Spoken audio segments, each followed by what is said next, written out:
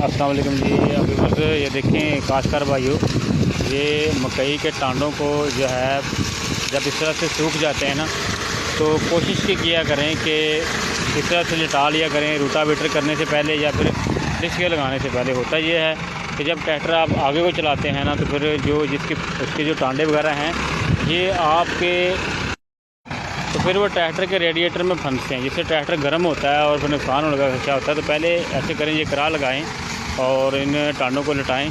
उसके बाद जब आप उसके ऊपर रूटावेटर चलाएंगे या डिस्कें चलाएंगे तो आपको जो है वो आसानी भी रहेगी।